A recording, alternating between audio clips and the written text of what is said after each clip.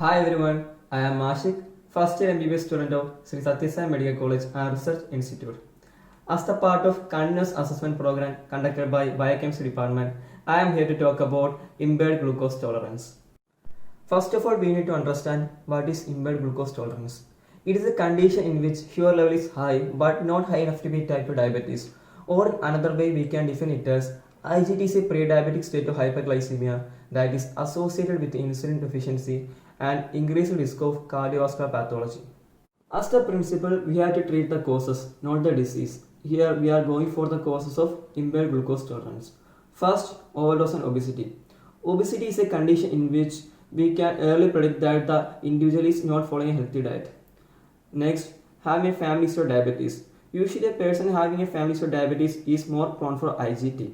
Next, lack of physical activity. Lack of exercise physical activity can lead to IGT. Next, we are discussing the prevalence of impaired glucose tolerance in India. There has been no reported national survey of diabetes in India since last 3 decades, although several regional studies show a rising prevalence of diabetes. Age standardized prevalence of diabetes and IGT were 12.1% and 14.01% respectively, with no gender difference. Diabetes and IGT showed increasing trend with age. Subjects under 40 years of age had a high prevalence of IGT and diabetes. Age, BMI, and family history of diabetes showed association with IGT. This prevalence of diabetes is high in urban area in India. There is a large pool of subjects with IGT and a higher risk of conversion diabetes. Now we are going for the biochemical basis of IGT or impaired glucose tolerance. Those with a normal glucose tolerance or chemical diabetes is called IGT or impaired glucose tolerance.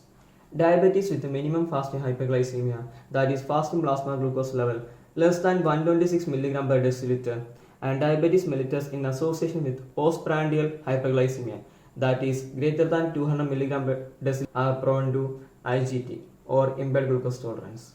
Now we are going to discuss the investigation done to determine whether a person is in a stage of IGT or impaired glucose tolerance. First, we are going to conduct urine test. Conduct test for the presence of glucose, protein and ketone bodies in urine. Next, blood test. Test for the presence of glucose and ketone bodies.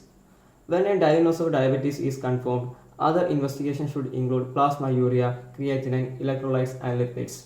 Liver and thyroid function test and urine test for ketones, proteins or microalbuminuria is also conducted. Now we are going to the most important part of this presentation, that is treatment and prevention of impaired glucose tolerance. It mainly include diet and lifestyle. Very low carbohydrate diet containing as little as 50 grams of carbohydrate per day should be consumed. And next, exercise. Exercise that is safe and effective to reduce weight, improving health and that controls diabetes must be adopted. A person who is more prone for IGT should adopt these ways to prevent from IGT. And that's the end of my presentation. I hope that it is helpful for everyone. Thank you.